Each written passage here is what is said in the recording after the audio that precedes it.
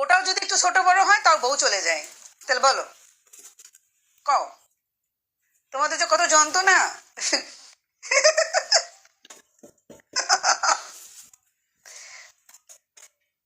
হ্যাঁ, সেটাই।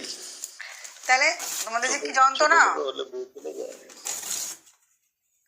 জানো না মনে হয় বাচ্চা। না না, ছোট বড় সেটা কি ছোট বড়র উপরে ডিপেন্ড করে নাকি টাইমের উপরে ডিপেন্ড করে? অবশ্যই সবকিছুর উপর ডিপেন্ড করে, ছোট বড় উপর ডিপেন্ড করে মানে সব সংসার জীবনটা এমন জিনিস সবকিছুর উপরে ডিপেন্ড করে।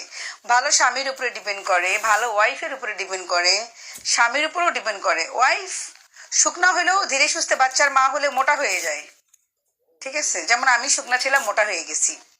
ওয়াইফ শুকনা হলেও মোটা হয়ে যায়। হ্যাঁ মোটা হয় নাকি বিয়ের পর পরে মোটা হয়? বাবা, বিয়ের পরও মোটা হয়, বিয়ে হলেও মোটা হয়, বুঝছেন?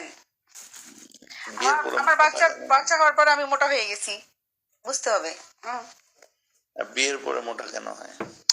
বিয়ের পর মোটাটা কমই হয়, একটু কম হয়। তারপর বাচ্চা হওয়ার পরে রানী ভাবি কেমন ভালো, বাচ্চা হওয়ার পরে মেয়েরা একটু বেশি মোটা হয়, ঠিক আছে? বাচ্চা হওয়ার পরে দেখা অনেক অনেক কারণে, অনেক কিছুর কারণে, সিজারিয়ান বেবির কারণে মোটা হয় বেশি মেয়েরা, বুঝতে হবে। না, যেরকম আমার একটা দেখা, একটা মেয়েকে দেখছি যে সে বিয়ের আগে আর কি খুবই চিকন ছিল। হুম। তো শুধু চিকন না, সে দেখা যেত যে আর কি মেয়েদের যে আর কি ব্রা বলে সেটা মনে হয় পড়তো না, শুধু সেমিস পড়তো। তো তার বুবসটা এত ছোট ছিল, তো বিয়ের পরে তার বুবস এত বড় হয়ে গেছে, তার কি তুমি অস্বাভাবিক। শুনছো না দেখছো?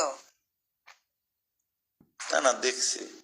ও, দেখছো, তাতে ভালোই তো জানে। বিয়ের পরে যে মেয়ের বিয়ের আগে বুবস এত ছোট থাকে, হয়তো বা 32 বা 32 কমও হয়তো বা হবে, বাট বিয়ের পর হয়তো বা তার যেটা দেখছি আমি প্রায় 38 বা 40।